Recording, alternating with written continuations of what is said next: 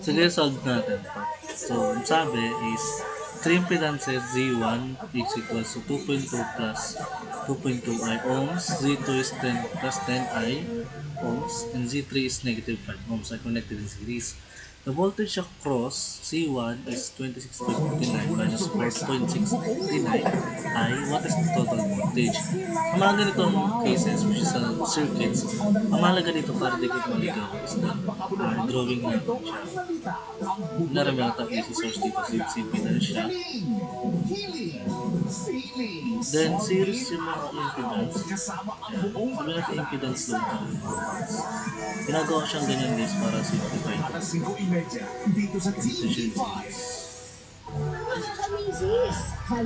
Then, we could say that this is C1, this is C2, this is C3. Hindi ko nasusulat yung values kasi nandiyan namin yung values na.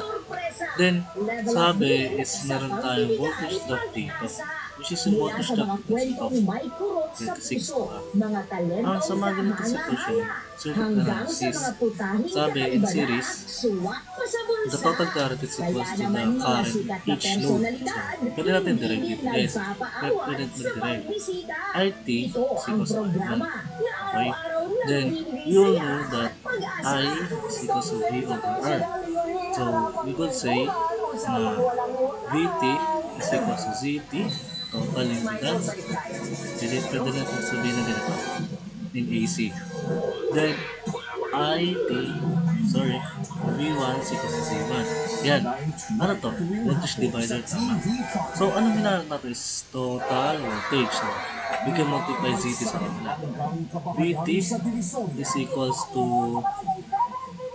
ZT times V1 plus Z1. Maganda ba? Yan yung mangyari dyan. So, plugging in the values, pwede natin store yung Z1 sa A, sa altitude, store yung Z2 sa B, store yung Z3 sa C.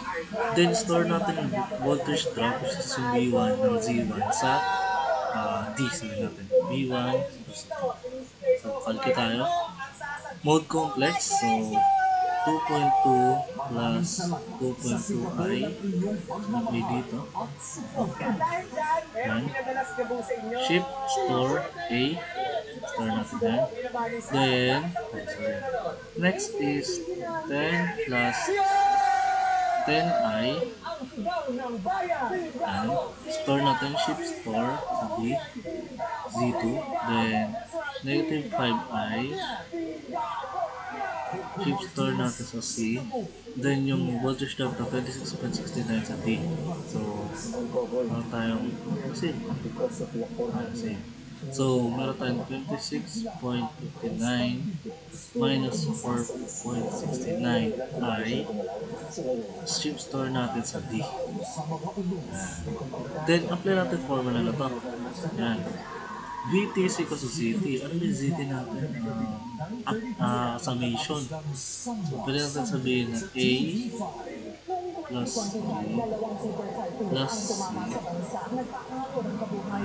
times dV1 which is yung D. Yan. Then Z1 which is yung A.